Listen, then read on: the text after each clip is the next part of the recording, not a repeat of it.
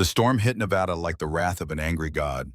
Sand and wind tore across the desert floor, erasing roads and swallowing landmarks whole.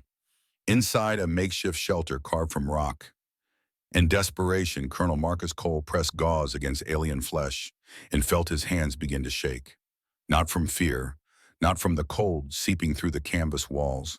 His hands trembled because he recognized the scar tissue beneath his fingertips. 3 years of nightmares had burned that particular wound pattern into his memory. A curved laceration along the throat, deliberately shallow, intentionally non-fatal. The work of someone who could have killed but chose mercy instead. His son's mercy. Marcus forced his voice steady as he addressed the massive figure lying before him. The question emerged rough sandpaper against glass. He asked if she knew who had given her that scar. The alien queen's violet eyes flickered with something ancient and heavy. Her answer came slowly, each word weighted with significance. A young soldier, she said. He had the opportunity to end her life, but he chose only to wound. Then her own people killed him for showing weakness. Marcus felt the floor tilt beneath him. Daniel, his boy, the kid who used to catch fireflies in mason jars and release them because he couldn't stand to watch anything trapped.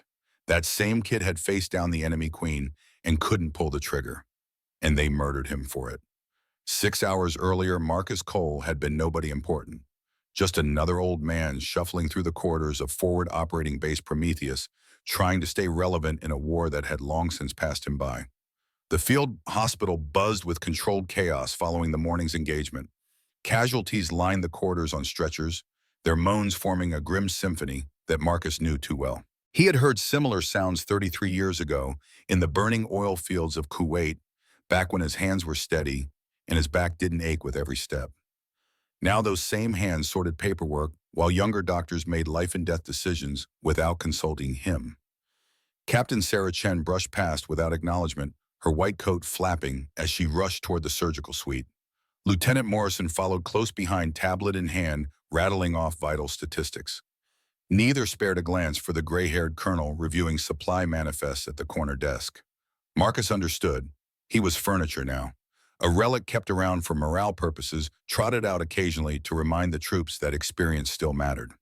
But when the cutting started, when the real medicine happened, they wanted young hands and fresh eyes. He couldn't blame them entirely. The war with the Kethrani had lasted 7 brutal years, and the learning curve for treating alien weapons injuries had been steep and bloody. By the time Marcus had mastered the protocols, a new generation of combat medics had already internalized them as basic training. His hard-won expertise became their starting point. A commotion near the emergency bay pulled his attention. 3 soldiers wheeled in a stretcher, bearing a young private whose chest cavity looked like modern art painted in shades of red and black. Kethrani plasma burns the signature calling card of their infantry weapons. The tissue was simultaneously cauterized and corrupted, dead and dying cells spreading like poison from the wound's edges. Captain Chen took one look and shook her head. Too far gone. She ordered comfort measures, only already turning toward the next patient who might actually survive. Marcus watched the young private's eyes, still conscious, still aware. The kid couldn't have been older than 22. Same age Daniel was when they buried an empty coffin in Arlington because there wasn't enough left to send home. Before the logical part of his brain could intervene, Marcus was moving. His legs carried him to the stretcher despite the protest from his arthritic knees. His hands reached for the wound, despite knowing that nobody wanted his involvement. Captain Chen's voice cut sharp. She reminded him that the patient was beyond intervention, her tone carrying the particular condescension reserved for those deemed past their usefulness. Marcus ignored her. His fingers probed the wound's edges, feeling for the telltale granulation that marked Kethrani plasma decomposition. 3 years of obsessive research had taught him things that weren't in any military medical database. 3 years of trying to understand exactly how his son had died had given him knowledge that existed nowhere else. There, he found it. The cellular breakdown wasn't random. It followed a specific pattern based on the plasma frequency used by different Kethrani units. This particular signature belonged to their standard infantry weapons, which meant the decomposition would spread inward rather than outward. The vital organs weren't the primary target. The chest wall was. He barked orders without waiting for authorization. Calcium gluconate to stabilize cellular membranes.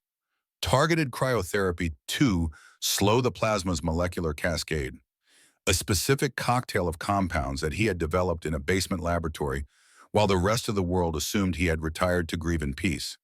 The medical staff stared. Captain Chen started to object, but something in Marcus's eyes stopped her. Perhaps she saw the ghost of the man he used to be, the legendary combat medic who had saved 47 soldiers in a single night during Operation Desert Storm. Perhaps she simply recognized competence when she saw it. Either way, she stepped back and let him work. 20 minutes later, Private Williams was breathing steadily, his vital signs stabilizing for the first time since arriving. The plasma decomposition had halted at the chest wall, exactly as Marcus predicted. The kid would need extensive reconstruction, but he would live. Captain Chen approached with something approaching respect in her eyes. She asked where he had learned that technique. Marcus didn't answer. The truth was too complicated, too painful. He had learned it by spending 3 years studying the enemy that killed his son, searching for any scrap of understanding that might make the loss bearable. He had learned it by refusing to let Daniel's death mean nothing. The moment of professional recognition lasted approximately 4 minutes before reality reasserted itself. General Morrison's aide appeared with orders that made no tactical sense. Colonel Cole was to proceed immediately to Grid Reference 7 Alpha 9, a remote sector deep in contested territory, to assess reported Kethrani activity. Solo reconnaissance, no backup, no extraction plan. Marcus read the orders twice, certain he had misunderstood. The specified coordinates placed him 30 miles behind enemy lines during an active sandstorm. The mission parameters gave him a 12-hour window with no communication checkpoints. Standard procedure would require a full squad minimum air support on standby and real-time satellite monitoring. This was a death sentence dressed in military bureaucracy. He looked up at the aide, searching for some explanation. The young lieutenant's face remained carefully blank, but his eyes flickered toward the corridor where shadows moved with purpose. Someone wanted Marcus Cole to disappear, and they had found a way to make it official. The smart move would be to refuse, file a formal protest, demand clarification through proper channels. But Marcus had been a soldier for 46 years, and soldiers followed orders. More importantly, soldiers paid attention when someone wanted them dead. The best way to understand your enemy was to let them make their move. He signed the acknowledgement form and began gathering his gear. The drive into the desert gave Marcus time to think. His Jeep rattled across hard pan and scrub windshield wipers, fighting a losing battle against the advancing storm. Visibility dropped to 50 feet, then 30, then barely enough to see the hood ornament. Daniel's watch hung heavy on his wrist. A Timex Ironman, nothing special, frozen at 3:47 since the day Marcus received the casualty notification. He had never replaced the battery. Somehow keeping the hand still felt like keeping a piece of his son preserved in amber. The ambush came without warning. Plasma fire erupted from 3 directions, simultaneously painting the desert in shades of violet and white. Marcus threw himself from the vehicle half a second before it exploded, rolling across sand that suddenly felt hot enough to blister through his uniform. Shrapnel kissed his left thigh, and he felt the warm rush of blood that meant something important had been nicked. He crawled toward a rock formation while the world burned around him. Kethrani warriors moved through the storm like ghosts, their tall silhouettes barely visible against the swirling sand. At least 6 of them, maybe more. Professional spacing, disciplined fire patterns. These weren't scouts or stragglers. This was a kill team. But they weren't trying to kill him. The realization crystallized as Marcus watched their movements. The plasma fire was concentrated on the vehicle, not him. They wanted to strand him, not end him, which meant someone had given them specific instructions about their target. The conspiracy ran deeper than he had imagined. Marcus found a shallow cave and collapsed inside, dragging himself as far from the entrance as the space allowed. His legs screamed with every movement, the wound bleeding freely, despite the pressure he applied. His communicator had died with the Jeep, leaving him isolated in a way that felt almost nostalgic. Kuwait all over again, alone and bleeding in enemy territory. He retrieved the field kit from his pack and began working on his own flesh with the practiced efficiency of someone who had done this too many times before. The shrapnel had caught the lateral thigh, missing the femoral artery by millimeters. Lucky. Or maybe not, depending on whether survival in this worst situation qualified as good fortune. The cave provided minimal shelter, but adequate concealment. Marcus constructed a makeshift tent using his emergency tarp, creating a small space where body heat might accumulate enough to prevent hypothermia. The storm showed no signs of abating, which meant he had hours before anyone could effectively search for him. Hours to think about who wanted him dead. Hours to wonder if this was finally the end of a story that should have concluded 3 years ago, standing beside an empty grave while a bugler played taps. Daniel's watch pressed against his wrist, the dead hands a constant reminder of stop time and unfinished business. Marcus thought about the last conversation he ever had with his son. 2 weeks before the final deployment, Daniel had video called from staging area. The connection was poor, full of static and lag, but Marcus could still see the uncertainty in his boy's eyes. Daniel had asked a question that haunted Marcus ever since. If he encountered a wounded enemy, what should he do? The military answer was clear. Secure the threat, prioritize mission objectives, treat prisoners according to protocol if circumstances allowed. But Daniel wasn't asking about protocol. He was asking about morality. Marcus had told him that he was a soldier, but first he was a human being. He had said to never forget that distinction. Now bleeding in a cave while aliens hunted outside, Marcus wondered if that advice had gotten his son killed. Sound cut through the howling wind, not the sharp crack of plasma fire or the guttural calls of Kethrani hunters. Something different. Something heavy moving with purpose toward his position. Marcus reached for his sidearm, ignoring the fresh wave of agony from his injured leg. His finger found the trigger guard muscle memory from decades of combat taking over. The cave entrance darkened as something massive blocked the faint light. A voice emerged from the darkness, speaking English, with an accent that made the words sound like music played slightly off-key. The voice asked if there was a human inside, if he was alone. Female. Trembling. Not the tone of a predator, but of prey. Marcus kept his weapon raised. He demanded identification, his voice steady despite the circumstances. The figure stepped inside, and Marcus felt his worldview shift on its axis. She was 8 feet tall, covered in armor that gleamed even in the minimal light. But the armor was cracked and blackened, whole sections missing or hanging loose. Silver blood seeped from wounds across her torso and arms. Her eyes glowed violet, but the glow flickered like a dying flame. More significantly, he recognized the markings on her remaining armor plates. Not infantry, not officer corps.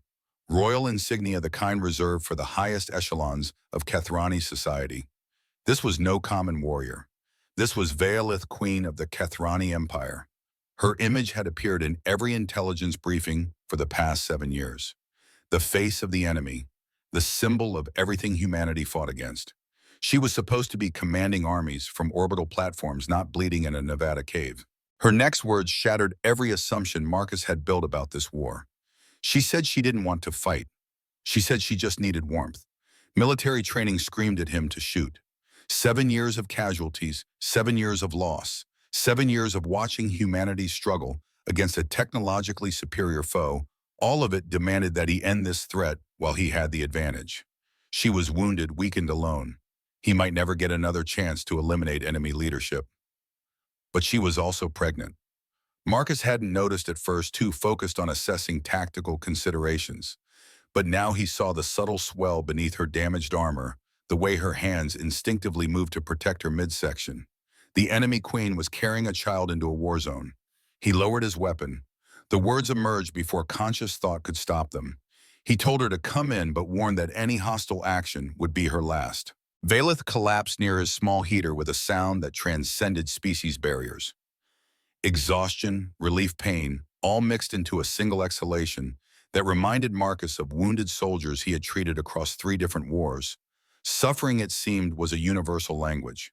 For a long moment, neither spoke. The storm raged outside, sand and wind, creating a wall of white noise that isolated them from the larger conflict.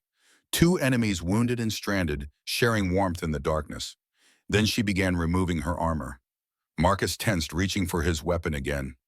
He demanded to know what she was doing. Her answer carried the weight of bitter necessity. The armor was saturated with acid rain from the storm, she explained. The compounds in Kethrani atmosphere, reactive materials, were eating through her secondary skin layer. If she kept the armor on, she would be dead before dawn. Piece by piece, the royal battle gear fell away. Beneath it, Veilith's true form emerged. Silver skin marked with bioluminescent patterns that pulsed faintly violet.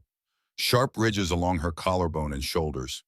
Hands with 4 fingers, each long and elegant despite their alien structure. She looked almost human. Almost, but not quite, in a way that made the differences more striking than the similarities. More wounds became visible as the armor dropped. Burns and lacerations, some fresh, some partially healed, covering her body like a map of recent violence. These weren't battle injuries from fighting humans. The patterns were wrong, the angles inconsistent with external combat. Someone had been torturing her. The medic and Marcus responded before the soldier could object. He reached for his kit and began treating her injuries with the same professional detachment he would apply to any patient. Her physiology was different, but 3 years of obsessive research had given him working knowledge of Kethrani anatomy. He knew where the major vessels ran, which compounds would sterilize without causing additional damage, how to close wounds on skin that healed differently than human tissue. Valith watched him work with an expression he couldn't quite interpret. Finally, she spoke, asking why he was helping her.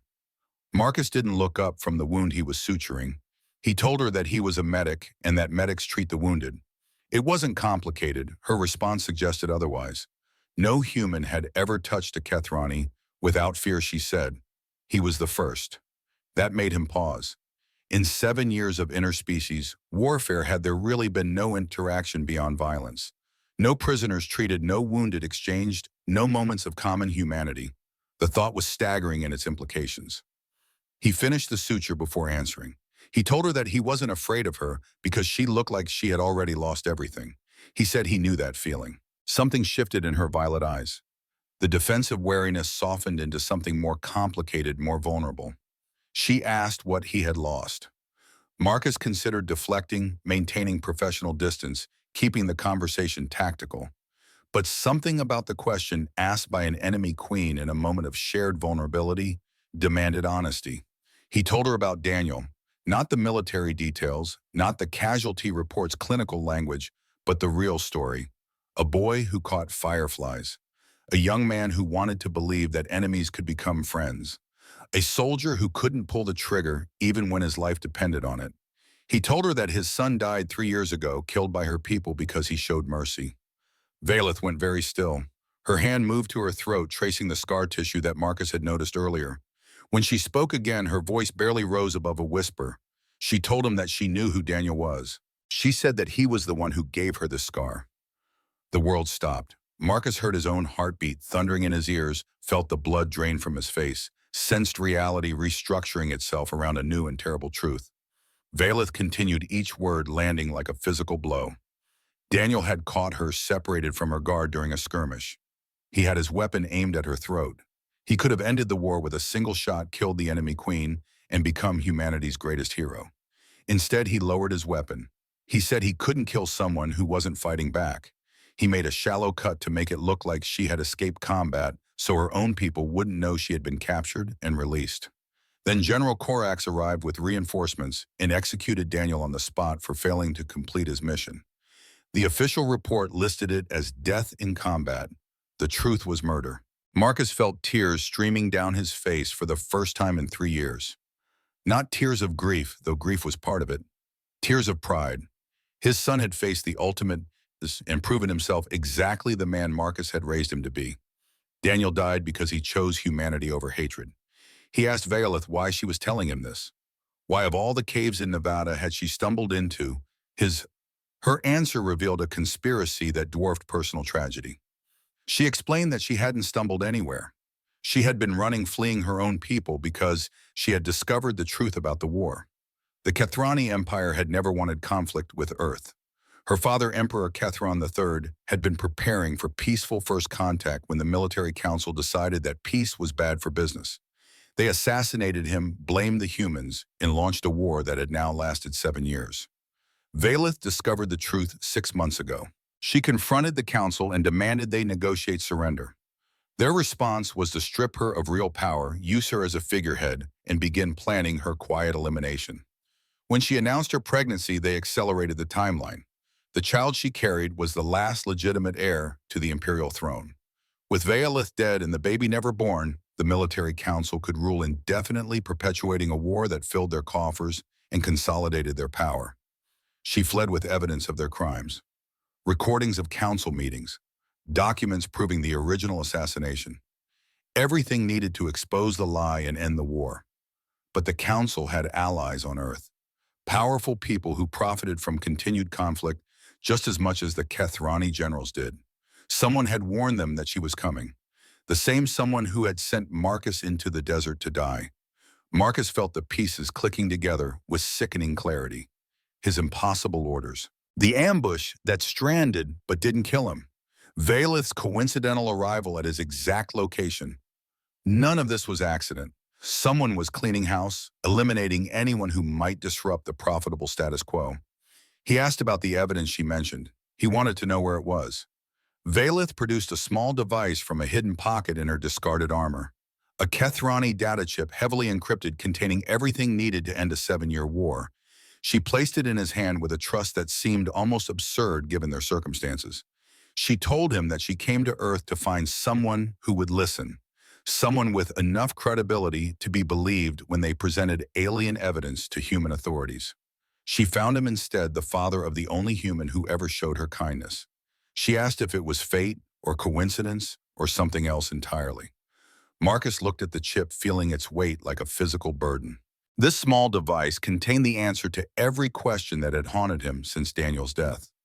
Why the war started, why it continued, why his son died for showing mercy in a conflict built on lies. It also contained the most dangerous secret on two worlds. Anyone who held this chip became a target for forces that could reach across interstellar distances to eliminate threats. He asked what she wanted him to do with it. Valeth's answer was simple and impossible.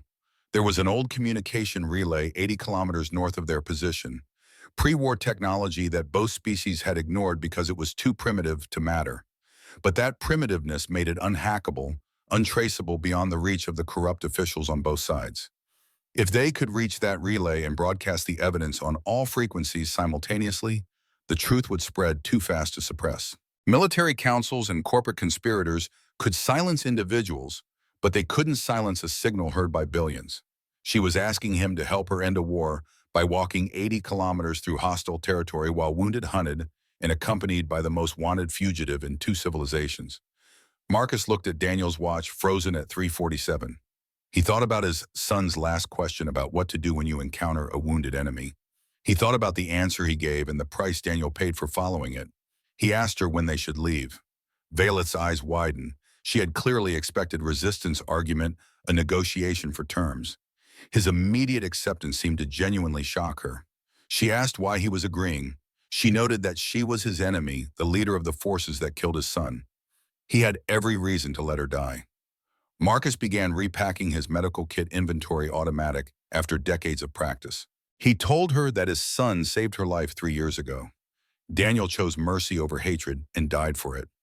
If Marcus let her die now, everything Daniel stood for would die with her. He said that his boy believed enemies could become something else. He intended to prove Daniel right. Outside, the storm began showing signs of weakening. Dawn approached somewhere beyond the sand and chaos, promising a new day, full of impossible challenges. 80 kilometers of desert, enemy patrols from both species, his wounded leg and her exhausted body. A pregnant alien queen and an aging combat medic against the combined might of corrupt governments across two worlds. The odds were astronomical.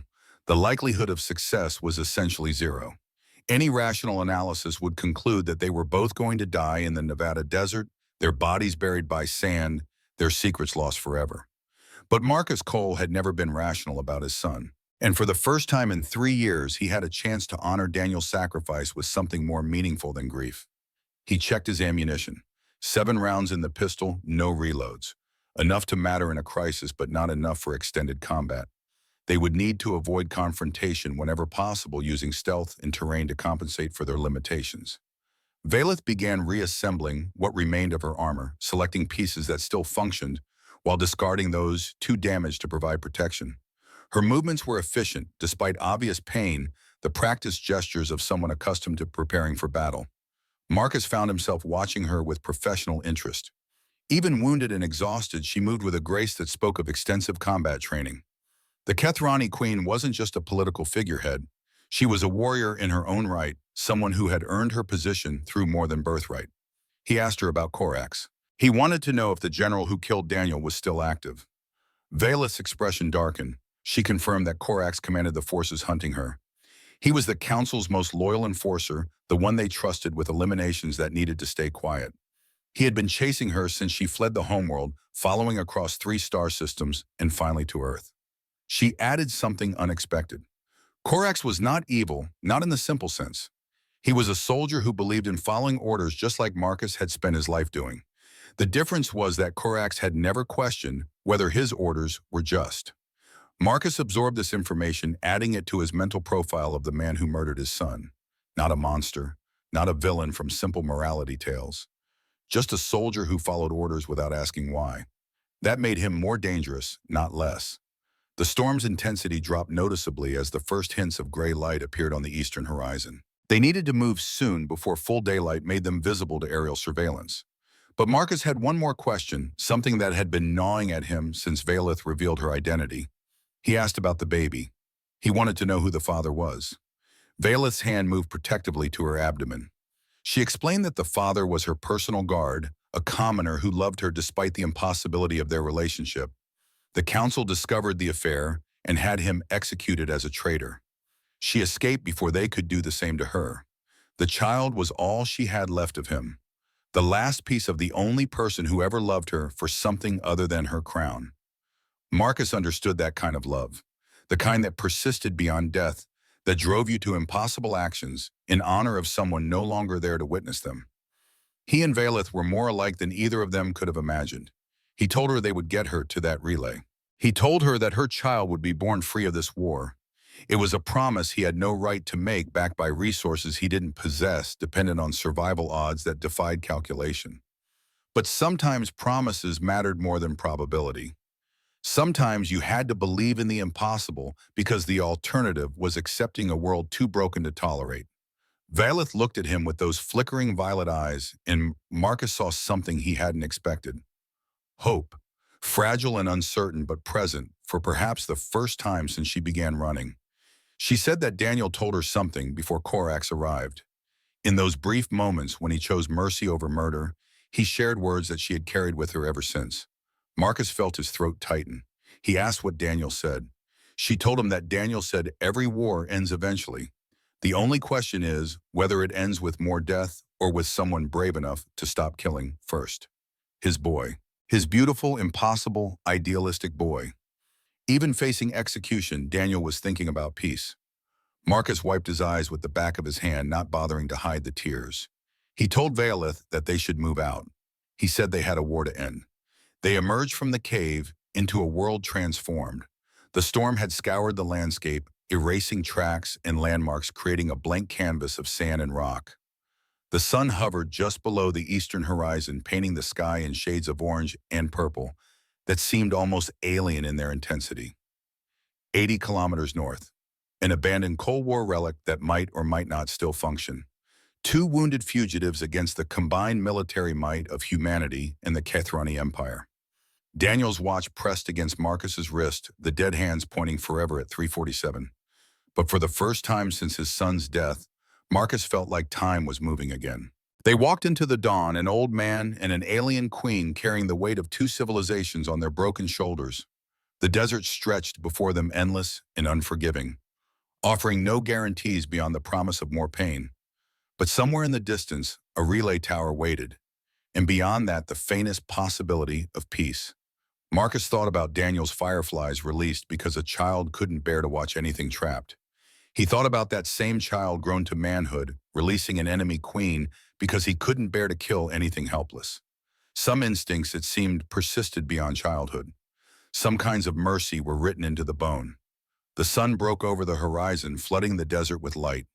Marcus and Valeth walked toward it, 2 enemies united by loss and circumstance, carrying hope in a data chip and courage in their wounded hearts. Behind them, the cave where everything changed disappeared beneath drifting sand. Ahead, an impossible journey awaited, but the first step was taken, and sometimes that was all that mattered. The desert swallowed them whole. Marcus and Valeth moved through the Nevada wasteland like ghosts, their shadows stretching long across the sand as the morning sun climbed higher. Every step sent fresh agony through his wounded leg, but he had learned decades ago to compartmentalize pain, to file it away in a mental drawer marked later, and keep moving. Valeth struggled beside him, her massive frame hunched against the growing heat. Without her armor's climate regulation, the Earth's sun hit her silver skin like acid. Blisters were already forming along her exposed shoulders, her alien physiology unprepared for solar radiation this intense. Marcus noticed and adjusted their course toward a series of rock formations that promised shade. They couldn't maintain this pace in direct sunlight. The Queen would collapse before they covered 10 kilometers. She protested weakly, insisting they needed to keep moving. Korax would have trackers searching for her trail the moment the storm cleared. Marcus cut her off with the authority of someone who had spent 46 years keeping soldiers alive against their own stubborn instincts. He told her that dead queens couldn't end wars. They would rest during peak sun hours and travel at dawn and dusk when the temperature dropped and visibility favored them. Valeth looked ready to argue, then winced as another blister swelled on her forearm. She conceded with a reluctant nod. The rock formation provided blessed relief from the sun's assault. Marcus helped Valeth settle into the deepest shadow, then began treating her radiation burns with supplies from his dwindling medical kit. The compounds weren't designed for Kathrani physiology, but his research had taught him which human medications could be safely adapted. While he worked, Valeth began talking. Perhaps it was exhaustion lowering her defenses, or perhaps she simply needed to share the weight she had been carrying alone. Either way, the story poured out of her like water from a broken dam. She told him about her father, Emperor Kethron III, a visionary who believed that the universe was large enough for multiple species to share. He had spent decades preparing his people for the possibility of contact with other civilizations, teaching tolerance and curiosity rather than fear and aggression. When Kethrani scouts first detected human radio signals, he saw it as vindication of everything he believed. Here was proof that intelligence existed beyond their world, that the cosmos was filled with potential friends rather than inevitable enemies. The military council saw something different. They saw threat. They saw competition. They saw an excuse to consolidate power through the oldest trick in any civilization's playbook, external war to justify internal control. Marcus listened without interrupting, recognizing parallels that made his stomach turn. How many times had Earth's own history followed identical patterns? How many conflicts had been manufactured by those who profited from violence? Valeth described her father's assassination with clinical precision that barely masked the grief beneath. A ceremonial dinner celebrating the planned first contact mission. Poison in his wine administered by his own chief of security. The official story blamed human agents who had supposedly infiltrated Kethrani space, though no evidence was ever produced because none existed. Within hours, the military council declared war. Within days, Kethrani fleets were mobilizing. Within weeks, the first human colonies were burning. She was young then, barely past adolescence by Kethrani standards. Too young to challenge the council's version of events, too naive to recognize the coup happening around her. They crowned her empress and immediately began limiting her access to information surrounding her with handlers who ensured she only heard what they wanted her to hear. For years, she believed the lies. She thought humans were monsters who had murdered her father.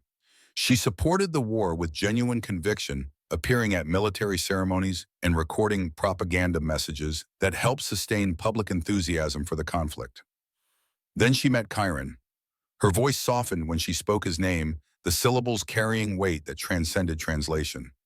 Chiron was a palace guard, common-born and invisible to the aristocrats who filled her court. But he was also the only person in her life who treated her like a person rather than a symbol. He told her truths that others were afraid to speak. He shared histories that contradicted official narratives. He helped her access sealed archives that revealed the council's treachery in documents they never expected anyone to read. The night she finally understood the full scope of the deception, Chiron held her while she wept. He promised to help her make things right, to expose the truth and end the war her father never wanted. They planned in secret for months, gathering evidence, identifying potential allies, preparing for the moment when Valeth would reveal the conspiracy to her people. Chiron was careful, methodical, patient, but love made them careless. A servant noticed their intimacy. Word reached the council. Within a day, Chiron was arrested on fabricated charges of attempting to assassinate the empress. Valeth was confined to her chambers, while the man she loved was tortured and executed. They forced her to watch. A lesson they called it, a reminder of what happened to those who threatened the natural order. Marcus stopped treating her burns, his hands frozen around the medical supplies. The cruelty she described wasn't alien at all. It was depressingly familiar, the same brutality that powerful men inflicted throughout human history when their positions were threatened. Valeth continued, her voice growing harder as the story approached its end. She pretended to learn her lesson. She became the perfect puppet, appearing at functions, reading prepared statements, projecting the image of a compliant monarch. But inside, she was collecting evidence, building her case, waiting for the right moment to strike. The pregnancy changed everything. Kieran's child growing inside her, proof of the love they had shared. The council viewed it as an abomination, a commoner's blood contaminating the royal line. More importantly, they viewed it as a threat to their succession plans. She overheard them discussing her elimination. A tragic accident during childbirth, they suggested. The grief-stricken council would then assume power, permanently guiding the empire through its time of mourning. That night, she fled with the evidence she had gathered. She stole a scout ship and ran toward the only place she might find someone willing to listen. Earth. Marcus absorbed the story in silence, adding it to his understanding of the woman beside him. Not a conquering queen or a symbolic figurehead. A grieving daughter, a mourning lover, a desperate mother fighting for her child's right to exist. He told her that he was sorry about Chiron. The words felt inadequate, but he meant them with everything he had. Valeth accepted the condolence with a slight nod. Then she asked about his wife. She had noticed the pale line on his ring finger, where a wedding band used to rest. Marcus was surprised by her observational skills, though perhaps he shouldn't have been. A queen who survived court intrigue learned to notice details that others missed. He told her about Sarah, childhood sweethearts from a small town in Arizona. Married at 19 when he was still a newly minted army medic, convinced he would change the world. She followed him through deployments and transfers, raising Daniel largely alone, while Marcus served in places he couldn't discuss. When he finally retired from active duty, they were supposed to have time. Decades of fishing trips and grandchildren and lazy mornings that military life had never allowed. Instead, they got 6 months before the diagnosis. Pancreatic cancer stage 4, already metastasized beyond treatment. She died holding his hand, making him promise to take care of Daniel. He failed that promise within 2 years when his son enlisted and deployed to the same war that ultimately killed him. Now Marcus had neither of them. Just an old house in Phoenix filled with photographs and a grief that never quite stopped feeling fresh. Valeth reached out and touched his hand. The gesture was awkward, her alien fingers unsure how to provide comfort across species boundaries. But the intent was unmistakable and unexpectedly moving. She told him that they were both haunted by ghosts. Perhaps that was why fate brought them together. Marcus didn't believe in fate. 46 years in the military had taught him that the universe was random and cruel. That meaning was something humans invented to make suffering bearable. But sitting in the shade of Nevada rocks with an alien queen who understood his loss, he found himself willing to consider alternatives. They rested through the hottest hours, taking turns keeping watch while the other slept. Marcus's dreams were filled with Daniel's face shifting between childhood memories and imagined final moments. He woke with tears on his cheeks and Valeth pretending not to notice. When the sun dropped low enough to make travel safe, they resumed their northward trek. The landscape gradually changed as they walked flat desert, giving way to rocky terrain that offered more cover but demanded more careful navigation. Marcus's leg protested every climb and descent, but the bleeding had stopped and the wound was beginning to scab over. Valeth moved better as the temperature cooled her strength, returning as the solar assault eased. She began ranging ahead to scout their path, using her superior height to spot obstacles before they became problems. The partnership felt natural in a way that transcended their species' difference. They were making better time than Marcus expected when the first sign of trouble appeared.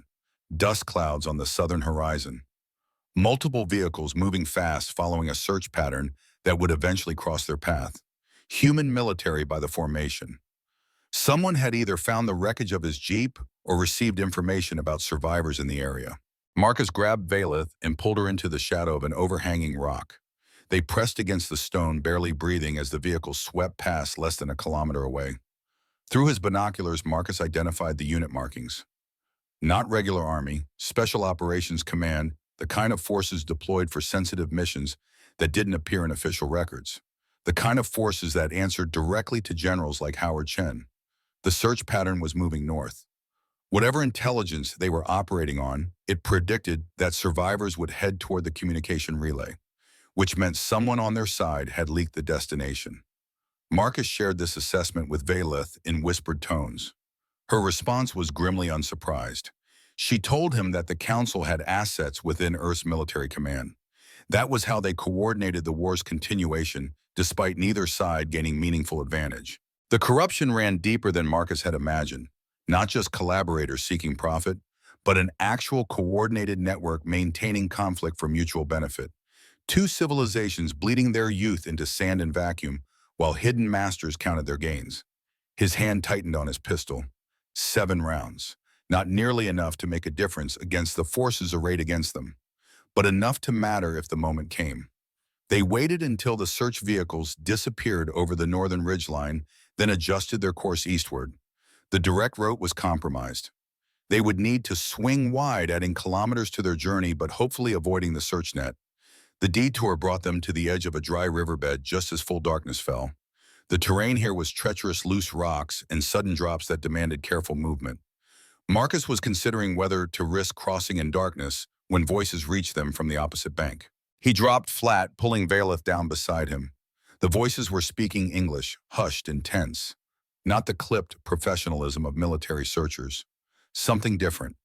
Slowly, carefully, Marcus raised his head to peer over the riverbank's edge. 4 figures crouched in the shadows opposite them. Human soldiers, but their posture spoke of exhaustion rather than hunting. One was clearly wounded, supported by 2 others, while the 4th kept watch with a rifle that hadn't been standard issue in 20 years. Survivors. Scattered remnants from some engagement, trying to make their way back to friendly lines. The watching soldier turned slightly, and Marcus caught the profile. Young female Latino features that triggered a cascade of memories. He knew that face. Sergeant Elena Reyes. He had trained her himself at Fort Bragg 10 years ago when she was a raw recruit with more courage than sense. She had impressed him enough that he wrote a personal recommendation for her advancement. Last he heard, she was commanding a reconnaissance unit somewhere in the Nevada theater. Marcus faced an impossible choice. Revealing himself meant trusting Elena with knowledge that could get them all killed. But passing by meant abandoning soldiers in need, violating everything he had ever believed about military brotherhood. Valeth sensed his hesitation. She asked in barely audible tones what he was seeing. He told her it was someone he used to know, someone who might help or might turn them in. There was no way to know which until he committed. The alien queen surprised him with her response. She said that he had trusted her when every logical reason argued against it. Perhaps he should extend the same faith to his own kind. Daniel would have said the same thing. Daniel would have walked down that riverbank without hesitation, believing in the basic goodness that Marcus had spent too many years learning to doubt. He told Valeth to stay hidden until he signaled. Then he stood up and called Elena's name. The reaction was instantaneous. 4 weapons trained on his position, the wounded soldier forgotten as they prepared to engage. Elena's voice cut through the tension, demanding identification. Marcus raised his hands and stepped into the moonlight. He announced himself by rank and name, saying that he trained her at Bragg and that she owed him $50 from a poker game she never paid up. Long seconds passed. Then Elena lowered her weapon, her voice carrying a mixture of disbelief and relief. She said his name like a question, like she couldn't quite accept what she was seeing. He made his way down the riverbank, joints complaining at the steep descent. Elena met him halfway, her eyes scanning him for injuries or signs of capture. She told him that command declared him killed in action 2 days ago. His jeep was found burned, no remains recovered. They assumed the Kethrani got him. Marcus processed this information with cold clarity. Not just sent into danger, actively declared dead, his elimination already entered into official records. Whoever wanted him gone had been thorough. He told Elena that reports of his death were exaggerated. Then he asked about her situation. Her unit had been ambushed during a routine patrol. Kethrani forces hit them hard and fast, killing 6 and scattering the rest. She had gathered 3 survivors and was trying to reach friendly lines when they stumbled into this riverbed. The wounded soldier was Private First Class Thompson, gut shot with what looked like plasma fragmentation. Without proper medical treatment, he had maybe 12 hours. Elena had been trying to keep him stable while figuring out their next move. Marcus knelt beside Thompson, his hands automatically beginning assessment. The wound was bad, but not immediately fatal. With proper treatment, the kid had a chance. Without it, he would die screaming as the plasma compounds reached his liver. But treatment meant time. Time meant daylight. Daylight meant exposure. Every minute they spent here increased the odds of discovery. Elena watched him examine Thompson, then asked the question he was dreading. She wanted to know what he was doing out here alone, declared dead, heading north through contested territory. The moment of truth. Marcus looked up at the young sergeant. He had trained the officer who had justified his faith by becoming exactly the leader he saw potential for. He could lie, could fabricate a story about escape and evasion, redirect her unit to cover his tracks, or he could trust her the way Daniel trusted Valeth. He called for the Queen to join them. Valeth emerged from the shadows, her 8-foot frame causing immediate panic among Elena's soldiers. Weapons came up again, training acquired targets, fingers hovering over triggers. Marcus stepped between them, his voice carrying command authority he hadn't used in years. He ordered them to stand down, declaring that she was with him. Elena stared at the alien queen, then at Marcus, her expression cycling through shock, confusion, and something that might have been betrayal. She asked if he had lost his mind. He told her the truth. All of it, the conspiracy, the evidence, the relay station, Daniel's role in everything, and how his son's mercy had set these events in motion 3 years before they occurred. When he finished, silence hung over the riverbed like morning fog. The other soldiers looked to Elena, waiting for her lead, uncertain how to process information that contradicted everything they had been told. Elena's response was unexpected. She asked to see the evidence chip. Marcus retrieved it from his vest pocket, holding it up in the moonlight. Such a small thing to contain such enormous secrets. Elena studied it without reaching for it, her tactical mind clearly working through implications. Then she revealed something that changed everything. She told him that she had seen things that didn't add up, orders that made no sense, engagements that seemed designed to produce casualties without strategic value. She had started asking questions, and those questions had gotten her unit assigned to increasingly dangerous patrols. She believed the ambush that killed her people wasn't random. She believed someone wanted her silenced before her questions reached the wrong ears. Marcus felt hope kindle in his chest. Not just an ally, but a fellow skeptic. Someone who had seen the cracks in the official story and refused to look away.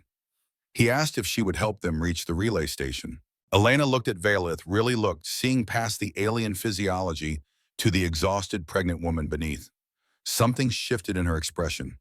She told him that she had 3 soldiers and 1 wounded. Taking on a mission like this was suicide. Valeth spoke for the first time since emerging from hiding. Her voice carried the weight of a queen addressing a soldier who might become a subject. She told Elena that sometimes the suicidal choice was also the only moral one. Her son taught her that lesson when he refused to kill her, even though it would have made him a hero. Daniel Cole chose what was right over what was safe. Now she was asking Elena to make the same choice. The invocation of Daniel's name hit Marcus like a physical blow. He hadn't expected Valeth to use that particular weapon, hadn't anticipated how effective it would be. Elena's jaw tightened. She asked Marcus if this was real, if the evidence actually proved what he claimed. He told her that he had staked his life on it. He told her that Daniel had staked his life on the woman who carried it. More silence, then Elena turned to her soldiers and began issuing orders. They would stabilize Thompson for transport, then move north under cover of darkness. Their new mission was protecting the colonel and his companion until they reached the relay station. One of the soldiers protested. He said they would be court-martialed if caught, executed as traitors. Elena cut him off with a look that could have flash-frozen plasma. She told him they were already marked for death by someone high enough to arrange convenient ambushes. Their choices were dying for the liars who sent them here, or dying for a chance to expose those lies. The soldier fell silent. Reluctant acceptance replaced his objection. Marcus began treating Thompson while the others prepared to move. The young private drifted in and out of consciousness, occasionally mumbling about his mother back in Ohio. Classic signs of blood, loss, and shock, but his vital signs were stabilizing under treatment. Valeth helped in ways he didn't expect. Her alien physiology included night vision, far superior to human capability, allowing her to scout their path while others managed the wounded man. She moved with increasing confidence as her role in the group became clear. No longer just a fugitive, but a contributing member of a team. They traveled through the night, a strange caravan of human soldiers and alien royalty united by circumstance and desperation. The terrain grew more challenging as they moved north, but Elena's reconnaissance training proved invaluable for navigation. Dawn found them sheltering in an abandoned mining complex, one of hundreds scattered across Nevada from various boom and bust cycles. The structures were decrepit but provided cover from aerial observation. More importantly, the underground sections offered temperature stability that Veilith desperately needed. Marcus spent the morning tending to Thompson, whose condition was slowly improving. The young private regained consciousness long enough to be confused by the alien queen sitting across from him, then passed out again before demanding explanations. Elena posted watch rotations and established defensive positions with professional efficiency. Whatever doubts she harbored about their mission, they didn't interfere with her competence as a field commander. During a quiet moment between watches, she approached Marcus with questions he had been expecting. She asked about Daniel, not the official version, but the real story. What kind of person chose mercy over glory when facing the enemy? Queen Marcus told her about the fireflies, about the endless questions during childhood, about the young man who joined the military not to kill enemies, but to protect friends, about the conversation before Daniel's final deployment, the question about wounded enemies, and the answer that became prophecy. Elena listened without interruption, her expression revealing nothing. When he finished, she was quiet for a long moment. Then she told him something that made his heart stop. She knew about Daniel's death. Not the official version, but rumors that circulated among special operations personnel. Stories about a soldier who let a high-value target escape and was executed for it. The brass worked hard to suppress those stories, but they persisted among those who paid attention. She told him that some people considered Daniel a traitor. Others considered him a hero who chose conscience over orders. The argument had been splitting the military community since it happened. Marcus asked which side she was on. Elena's answer carried the weight of her own struggles with the war. She said she used to think following orders was the highest duty. But orders that came from liars served lies, not justice. If Daniel saw something that made him choose differently, maybe he saw clearer than the rest of them. The conversation was interrupted by urgent signals from the outer perimeter. Corporal Davis came running with reports of movement approaching from the southeast. Not human. Kathrani patrol, at least 12 warriors sweeping the area in standard search formation. The mining complex suddenly felt very small. 8 people, including a wounded man and a pregnant queen, against a dozen Kathrani warriors with full combat loadout. The math was brutally simple. Elena began coordinating defensive positions, her voice calm despite impossible odds. Marcus checked his ammunition one more time. 7 rounds, enough to matter, not enough to survive. Veilith surprised everyone by stepping forward with a suggestion. She told them that the patrol was looking for her specifically. If she surrendered herself, drew their attention away from the complex, the humans might escape undetected. Marcus rejected the idea immediately.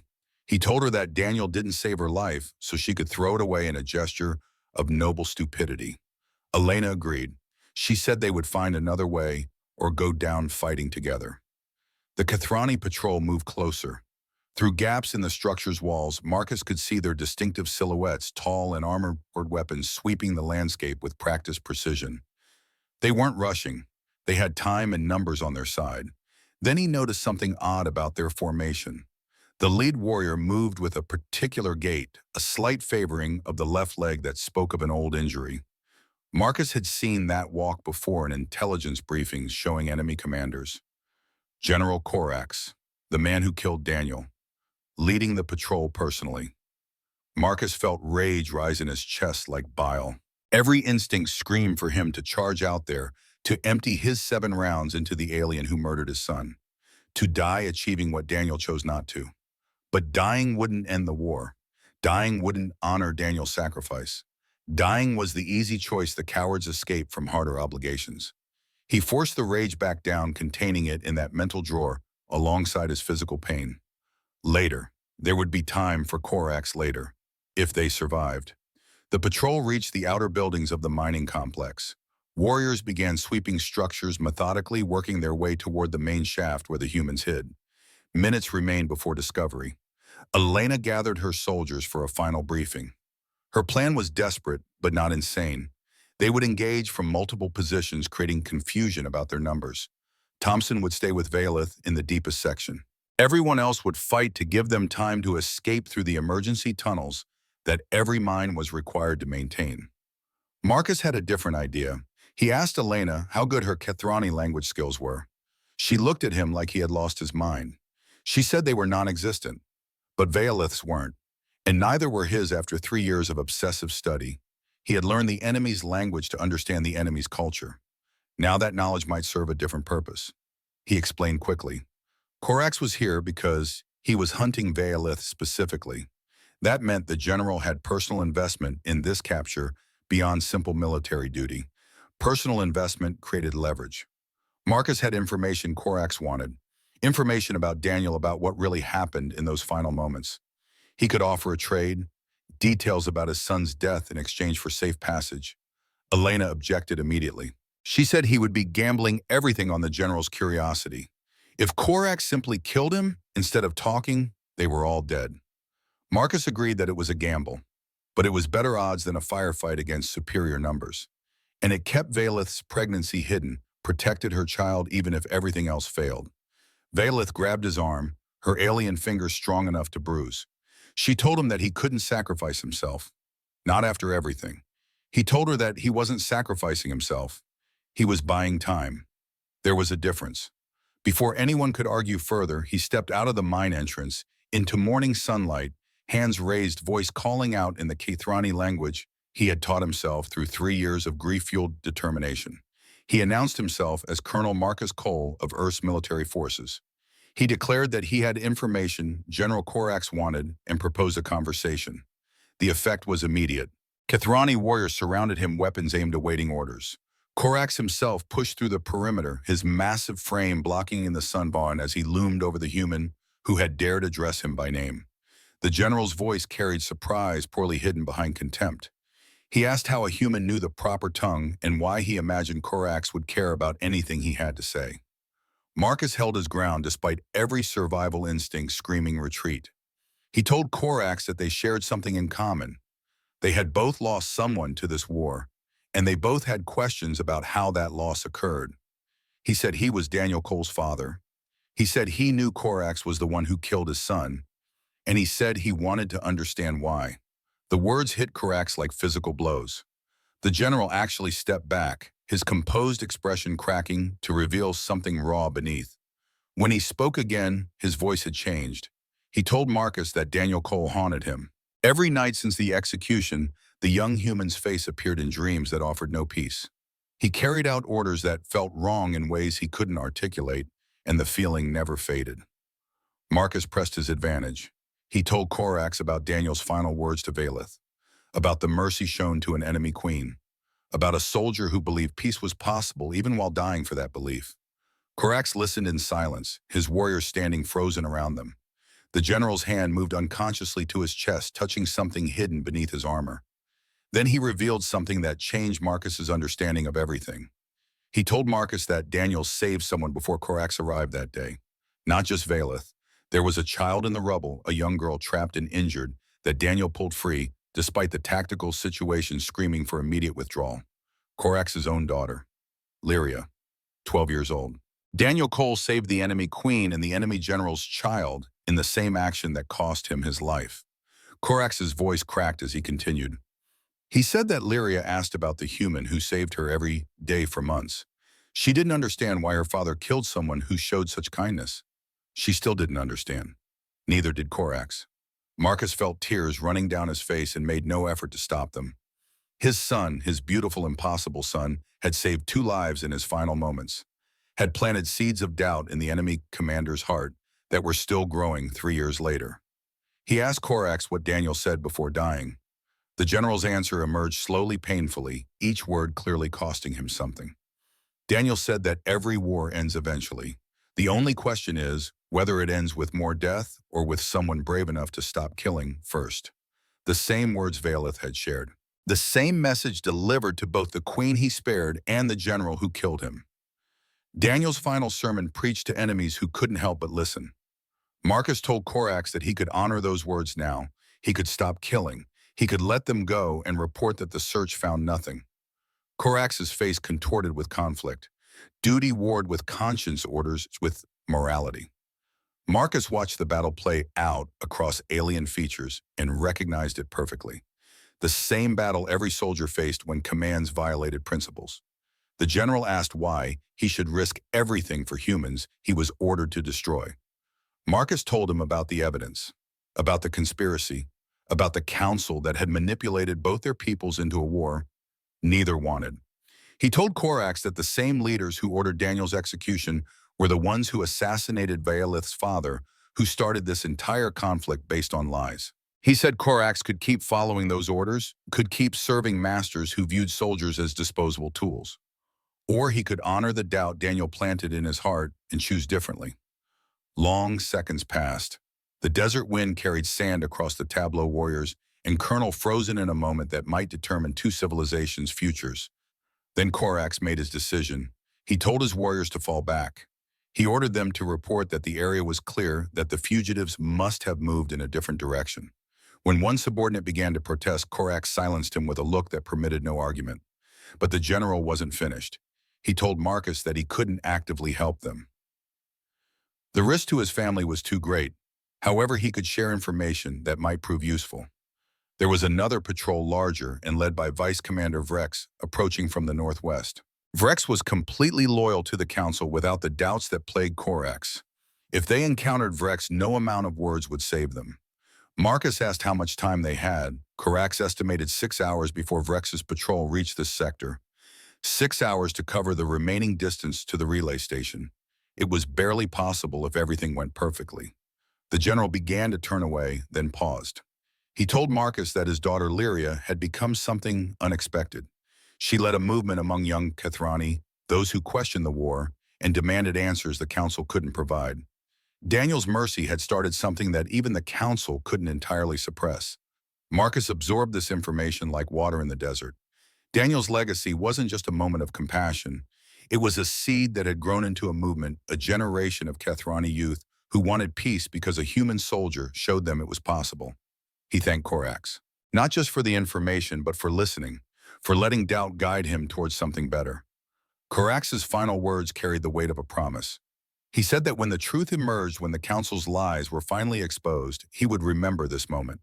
He would remember that a human showed him mercy, just as Daniel had showed mercy to Lyria. The patrol departed, moving south in apparent continuation of their search pattern. Marcus waited until they disappeared over the horizon, then turned back toward the mine entrance. Elena emerged first, her expression caught between relief and disbelief. She said she had heard everything through her tactical earpiece. She said she still couldn't process what she had witnessed. Marcus told her to process later. They had 6 hours to cover 40 kilometers with a wounded man and a pregnant queen. Standing around in shock was a luxury they couldn't afford. Vaelith appeared next, her violet eyes bright with emotion. She approached Marcus and did something that transcended cultural barriers. She bowed deeply and formally in the manner reserved for those who had earned supreme respect. She told him that Daniel's spirit lived in him, that she understood now why her empire had failed to defeat humanity, not because of technology or numbers, because humans like Daniel, like Marcus, carried something the council could never crush. He told her to save the philosophy for after they survived. They needed to move. The group emerged into daylight, reorganizing for rapid travel. Thompson was conscious now and insisted on walking despite his wound. Elena distributed what remained of their supplies, calculating exactly how far they could push before bodies failed. 40 kilometers, 6 hours. An alien queen, a wounded private, 3 exhausted soldiers, and one old man who had already exceeded every limit his body wanted to impose. The odds remained terrible, but something had changed. Corax's decision had given them more than time. It had proven that minds could change, that enemies could become something else, that Daniel's faith in mercy wasn't naive idealism, but practical wisdom. Marcus checked Daniel's watch one more time, the hands still frozen at 3:47. But now the stop time felt different. Not an ending, but a pause. A moment preserved while the world decided what came next. They began walking north into the unknown, carrying hope like a torch against the darkness. Behind them, the mining complex disappeared into heat, shimmer, and distance. Ahead, a relay station waited with the power to change everything. 6 hours to cover 40 kilometers, 6 hours to outrun Vrex and his loyalist patrol, 6 hours to honor Daniel's sacrifice and Korax's mercy, and all the small choices that had brought them to this impossible moment. Marcus set his pace and kept moving. The desert stretched before them, endless and unforgiving, offering nothing except the chance to try on. That would have to be enough. Part 3, Bin Men Moi Viet Lai Huan Chin. The relay station rose from the desert like a monument to forgotten wars. Steel and concrete weathered by decades of abandonment, its transmission tower reaching toward the sky as if still trying to send messages that no one waited to receive. Marcus studied the structure through his binoculars, mentally cataloging damage patterns and structural integrity. 5 hours and 38 minutes since they left the mining complex. 40 kilometers through terrain that wanted them dead, carrying wounds that should have stopped them, pursued by forces that should have caught them. Yet here they stood within reach of an objective that had seemed impossible 6 hours ago. Elena positioned her soldiers around the perimeter, while Marcus and Veilith approached the main building. The alien queen moved with visible difficulty, each step requiring concentration as pregnancy and exhaustion compounded. She waved off assistance when he offered her pride, refusing to acknowledge weakness, even when weakness was the only sensible response. The building's interior matched his expectations. Dust-covered equipment from an era when vacuum tubes were cutting-edge technology and computers filled entire rooms. Control panels featured analog displays and mechanical switches, a communication system so primitive that it belonged in a museum rather than active service. But primitiveness was their advantage. Modern jamming relied on recognizing threat signatures, on identifying and suppressing known communication protocols. This equipment predated those protocols by half a century. It would be like trying to stop a carrier pigeon with a missile defense system. Marcus began his assessment of the transmission capabilities. Years had not been kind to the installation. Several key components showed corrosion damage, and at least 3 critical circuits had failed completely. But the core system remained intact, and his grandfather's lessons about radio theory still echoed in his mind after all these years. He had learned electronics in a garage in Arizona, repairing equipment that the military had declared obsolete before he was born. His grandfather, a radio operator who served in Korea, believed that understanding foundational technology made you better with modern systems. Marcus had tolerated those lessons as a way to spend time with the old man, never imagining they would become relevant again. Now those obsolete skills might save 2 civilizations. Veilith watched him work with an expression that cycled between confusion and hope. She asked how human technology this ancient could possibly accomplish what they needed. He explained while his hands continued checking connections and testing circuits. Modern systems were sophisticated but predictable. They followed patterns, adhered to standards, operated within expected parameters. This equipment followed no modern standards because those standards hadn't been invented yet. It was too old to recognize as dangerous, too simple to effectively counter. The generator facility presented greater challenges than the transmission equipment. Diesel engines that hadn't operated in 60 years required extensive persuasion before they would even attempt function. Marcus worked alongside Corporal Davis, whose background on a farm in Iowa included mechanical experience that proved surprisingly applicable to Cold War infrastructure. They bled fuel lines, cleaned decades of accumulated debris from critical components, manually turned engine blocks that had frozen from disuse. The work was physical, demanding, exactly the kind of challenge that Marcus's 68-year-old body wanted to refuse. He ignored his body's objections and kept working. After an hour of effort, the generator coughed like a dying man taking a final breath. Then it coughed again. Then miraculously it roared to life with a sound that seemed impossibly loud after years of silence. Lights flickered throughout the complex as electricity flowed through ancient cables. Several circuits sparked and died immediately, their components too degraded to handle current. But the main transmission system powered up successfully, displays coming to life with a glow that seemed almost magical. They were halfway to their objective. Elena appeared with news that destroyed their already narrow margin. Vrex's patrol had been spotted 4 kilometers south and closing fast. The vice commander had somehow determined their destination, either through intercepted communications or tactical analysis. 20 minutes remained before overwhelming force arrived. Possibly less if Vrex pushed his warriors hard. Marcus shifted into emergency protocols, accelerating his work on the broadcast system. His hands moved with the efficiency born from decades of working under pressure, connecting components, bypassing damaged sections, improvising solutions that violated every proper engineering principle. Valeth assisted where possible, her understanding of Kethrani technology, occasionally providing insights that saved precious seconds. Thompson stood guard at the entrance despite his wound, the young private refusing to remain sheltered while others faced danger. Marcus appreciated the courage even as he wished the kid would prioritize survival over heroism. But soldiers didn't work that way. They never had. The broadcast system came online with a burst of static that sounded like victory. Marcus fine-tuned the ancient equipment, calibrating frequencies to ensure transmission across spectrums that both species monitored. The signal would be primitive by modern standards, easily dismissed as atmospheric interference by anyone not specifically watching for it, but those who mattered would be watching. The authentication codes embedded in Valeth's evidence chip would trigger automatic attention from monitoring stations across two civilizations. Once broadcast began, suppression would be impossible.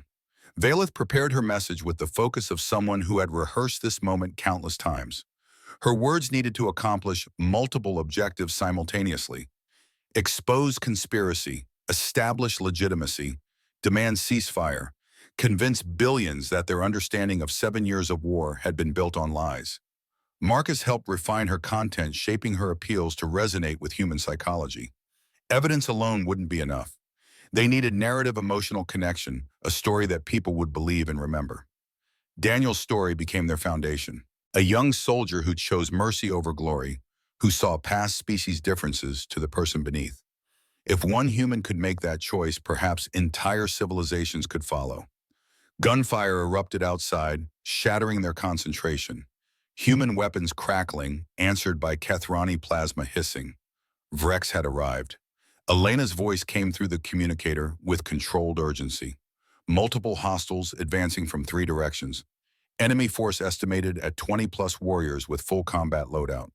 Her 3 soldiers were engaging in delaying action, but couldn't hold long against those numbers. Marcus looked at Valeth, seeing his own assessment reflected in her violet eyes. They needed 10 minutes of uninterrupted transmission. 10 minutes against 20 Kethrani warriors. He told her to begin the broadcast. He would buy the time she needed. The queen grabbed his arm with strength that surprised him. She said he couldn't fight them alone, that he would die. Marcus met her gaze steadily. He told her that dying for something meaningful was what soldiers did. He told her to make his death matter. Before she could argue, he was moving toward the entrance with his pistol in hand. 7 rounds, not nearly enough, but enough to matter. The battlefield outside was chaos. Elena's soldiers had established defensive positions behind concrete barriers, their weapons maintaining, suppressing fire against advancing Kethrani. Thompson fought alongside them despite his gut wounds, shooting with grim determination. Marcus assessed the tactical situation with decades of combat experience. The Kethrani were using standard assault doctrine, overwhelming firepower combined with methodical advance. Professional but predictable, he had no intention of fighting conventionally. 3 years studying the enemy had revealed vulnerabilities as well as strengths. Kethrani combat armor relied heavily on sensor integration, coordinating targeting and communication through sophisticated electronics. Those electronics operated on specific frequency ranges that were well documented in intelligence databases. The ancient relay equipment operated on those exact frequencies. Marcus sprinted back inside and began recalibrating the transmission array. Not for broadcast, but for interference. The same primitive technology that made their signal untraceable could also create electromagnetic chaos for modern Kethrani systems. He pushed power levels beyond safe operating parameters, overloading circuits to generate maximum interference. Sparks flew from stressed components, and the smell of burning insulation filled the control room. But the frequency generator responded, pumping massive amounts of electromagnetic noise across the entire spectrum. The effect outside was immediate and dramatic. Kethrani warriors stumbled as their sensor systems filled with static. Targeting displays failed. Communication networks collapsed. The coordinated advance dissolved into confusion as warriors suddenly fought blind. Elena seized the advantage, instantly directing concentrated fire at disoriented enemies. Her soldiers responded with lethal efficiency, their rounds finding gaps in armor that Kethrani could no longer properly defend. But the advantage was temporary. Vrex was already adapting, ordering warriors to disable sensor systems and engage manually. The interference disrupted their technology, but not their training or determination. The Kethrani resumed their advance using iron sights and battlefield awareness, moving with practiced efficiency toward objectives they could see with their own eyes. 20 warriors against 3 exhausted humans and 1 wounded private. The math remained brutal. Marcus emerged from the building as the enemy closed. He positioned himself directly in their path, a single old man with a pistol standing between overwhelming force and their objective. Vrex himself led the final assault, his massive frame dominating the battlefield. The vice commander's voice carried contempt as he addressed Marcus in English. He said that one human couldn't stop an empire. He demanded surrender, promising quick death for compliance and torture for resistance. Marcus stood his ground weapon raised, but not firing. He told Vrex that he wasn't trying to stop an empire. He was just buying 10 minutes. The Kethrani commander laughed without humor. He said 10 minutes wouldn't matter, that the broadcast would be jammed before reaching anyone significant. Marcus smiled despite everything. He explained that modern jamming couldn't recognize ancient equipment as a threat. By the time anyone understood what was happening, the message would be everywhere. Vrex's expression shifted from confidence to uncertainty. He demanded details about the broadcast, the message. Behind Marcus, Valith's voice emerged from the relay station speakers, carrying across the desert in both English and Kethrani. Her words flowed with royal authority, telling the story of conspiracy and assassination of a war manufactured by leaders who profited from continued bloodshed. She spoke of her father's murder by the military council. 7 years of conflict that neither species wanted, but both were manipulated into continuing. She presented evidence that couldn't be fabricated, recordings that proved everything. Then she spoke of Daniel Cole. Her voice softened as she described the human soldier who spared her life when killing would have made him a legend, the mercy he showed despite 7 years of propaganda teaching him to hate, the words he shared about wars ending through courage rather than continued killing. She told billions of listeners that one human's choice to see past species boundaries had given her hope that peace was possible. That if Daniel Cole could show mercy to his enemy, perhaps entire civilizations could follow his example. Marcus watched emotions play across Vrex's face as the broadcast continued. The vice commander's certainty cracked like deteriorating armor, revealing doubt and conflict beneath. Around them, Kethrani warriors lowered weapons as they listened to their queen reveal truths they had never been permitted to hear. Years of propaganda colliding with the evidence too strong to dismiss. Valith declared an immediate ceasefire. As legitimate ruler of the Kethrani Empire, she ordered all military forces to stand down, pending full investigation of the council's crimes.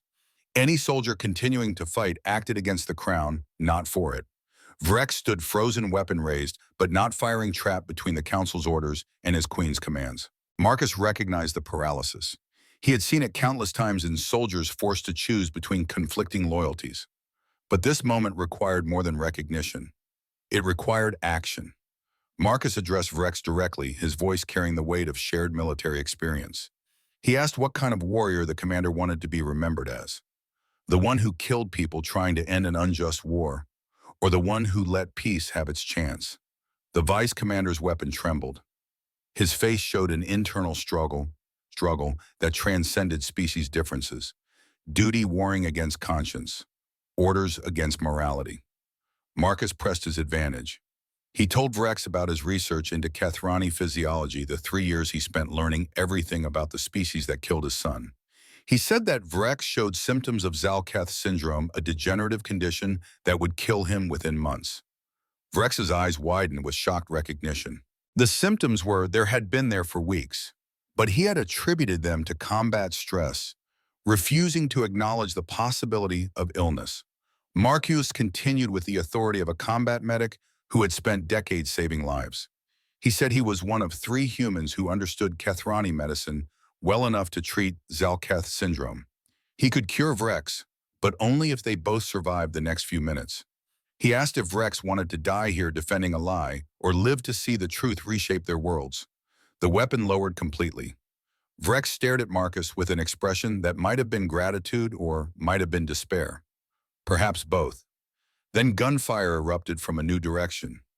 More Kethrani forces appeared from the east, But these weren't reinforcements for Vrex. They engaged his warriors fighting against their own people with lethal precision. Korax had arrived with forces loyal to him rather than the council. The general who executed Daniel had chosen to honor his son's mercy, but Korax hadn't come alone. A smaller figure moved among the warriors, tall for a Kethrani adolescent, but still growing into her adult height. Lyria, the general's daughter, the girl Daniel had saved 3 years ago. She walked into the open space between fighting forces without hesitation, completely unarmed and completely vulnerable. Her young voice cut through the chaos as she addressed Vrex directly. She told him that she remembered him from before the war. He used to visit their home, used to tell her stories about exploring new worlds and meeting new species. He wanted her generation to see the stars in peace. Lyria asked what happened to that person. Where did the man who believed in exploration go? When did he become someone who killed to maintain lies? Vrex stared at the girl he had known since her birth, watched grow from infant to adolescent. His weapon fell from hands that suddenly lacked the strength to hold it. Lyria continued her words, carrying the weight of personal testimony. She told everyone present about the day a human soldier pulled her from rubble while battle raged around them. Daniel Cole. He could have left her to die, could have prioritized military objectives over civilian casualties. Instead, he risked his life to save her. She said Daniel asked her what she wanted to be when she grew up. She told him a warrior like her father. Daniel smiled and said she could be something better, a peacemaker, someone who brought people together instead of driving them apart. Lyria looked directly at Vrex with eyes too old for her age. She asked if he would kill the people trying to honor what Daniel taught her, if he would destroy the peace that a human died believing was possible. The vice commander dropped to his knees with a sound that might have been a sob. Around him, his remaining warriors did the same. Weapons clattered to the ground as soldiers surrendered not to enemies, but to truth. Inside the relay station, Valeth completed her broadcast and emerged to witness the aftermath. She moved to stand beside Marcus, her hand finding his as they watched the impossible become real. Korax approached with military formality, stopping at respectful distance. His voice carried across the sudden silence as he declared his force's loyalty to the legitimate crown. He denounced the council's coup and pledged support for peace negotiations. Valeth accepted his declaration with royal dignity, despite exhaustion that showed in every line of her body. She told Korax that his service would be remembered, that his daughter had shown courage beyond her years. Lyria stood amid the transformed battlefield, looking simultaneously young and ancient.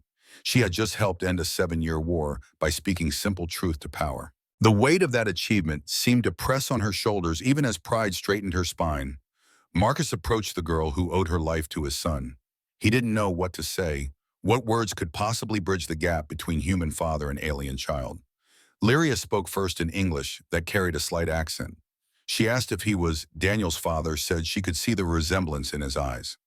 Marcus confirmed it, his voice rough with emotion he didn't try to hide. She told him that Daniel talked to her while pulling her from the rubble, kept her calm and focused when panic wanted to take over. He told her his father was a doctor who taught him that helping people mattered more than hurting enemies. Tears streamed down Marcus's face as he listened to his son's final lesson echoing across species boundaries. Daniel had thought of him in those last moments, had credited his father's teachings while performing the act that would cost him everything. Lyria continued with the earnestness of youth combined with wisdom beyond her years. She said Daniel made her promise to remember his kindness, to grow up believing peace was possible. She had kept that promise. She built a movement of young Kethrani who questioned the war and demanded better from their leaders. She said none of this would have happened without Daniel. The broadcast, the ceasefire, the truth finally emerging. It all traced back to one soldier's choice to show mercy. Marcus embraced her without considering species differences or cultural protocols. She was a child who had helped save civilizations, and she needed comfort as much as he needed connection to his son's legacy. Her alien frame felt strange in his arms, but the emotional bond transcended physical form. Elena approached with reports from the larger situation. The broadcast had reached Earth and Kethrani. Space. Both sides were standing down, pending verification of the ceasefire. The Kethrani Council had attempted jamming but failed their sophisticated systems, unable to recognize the primitive signal as a threat. Governments scrambled to respond to revelations that contradicted years of propaganda. But evidence was undeniable. Authentication codes verified. The foundation of 7 years of war had crumbled. Thompson limped over, supported by another soldier grinning despite his wound. The young private said he couldn't wait to tell people he helped end an interstellar war. His mother was going to lose her mind. Marcus told him his mother would be proud. Mothers always were when their sons did impossible things. As sunset painted the Nevada sky in shades that matched Kithrani Violet Marcus stood beside Vaelith at the relay tower's base. The queen was exhausted beyond words, but her expression carried peace he hadn't seen before. She said they had actually done it, against every obstacle and enemy, against every rational assessment of their chances. He told her that Daniel did it. They just finished what he started 3 years ago. Vaelith placed her hand on her abdomen where her child grew. She told Marcus the baby would carry Daniel's name as promised. A human name for a Kethrani heir, permanent reminder that two species could be family instead of enemies. Marcus felt his throat tighten. He asked if she was certain. A human name might cause problems with traditionalists. She told him her child would be born into a world where humans and Kethrani were no longer enemies. Traditional objections would fade when people understood what Daniel's sacrifice made possible. Elena brought news that transport was inbound. Medical attention for Thompson and the Queen. Debriefings that would probably last months. The beginning of whatever came next. Marcus touched the watch on his wrist. Time to make a choice he had postponed for 3 years. He carefully opened the watch's back and retrieved the battery he had been carrying since Daniel's death. The battery he refused to install because keeping the hand stopped felt like preserving a moment, honoring loss by refusing to move past it. But Daniel wouldn't want that. Daniel believed in moving forward and building something better from tragedy. Marcus installed the new battery with steady hands. The watch's mechanism caught, hesitated, then began moving. Time resumed its forward march. Vaelith noticed and asked what he was doing. He told her he had kept the watch stopped since receiving Daniel's casualty notification, a way of holding on to the moment, refusing to let time erase his son. But Daniel taught that the future mattered more than the past. Time to start living that lesson. The military transport appeared on the horizon as full darkness fell, navigation lights blinking against the star-filled sky. Their rescue approached. Marcus helped Vaelith toward the landing zone, one old man supporting a pregnant queen, walking together into an uncertain future. Behind them, the ancient relay tower stood silent, its purpose finally fulfilled. The transport landed with a whine of engines and a blast of displaced air. Soldiers emerged to assist with evacuation, their faces showing curiosity rather than hostility as they saw the alien queen. Marcus paused at the transport's ramp, looking back at the desert one final time. Somewhere in that darkness, Daniel's spirit lingered. In the sand and stone, in the message still spreading across two civilizations, in the watch that was finally keeping time. He whispered words meant only for his son, told him the mission was complete, said he was proud beyond measure, promised they would meet again someday, but not yet. Still work to do. Then he turned and boarded the transport, leaving the desert behind. The United Nations building rose against the New York skyline, glass and steel reaching toward winter clouds. 6 months had passed since the desert. 6 months of negotiations and revelations, and the slow, painful work of building peace. Marcus stood in a corridor outside the main assembly hall, cradling Daniel Kethran Cole in his arms. 3 months old, the infant showed features from both species.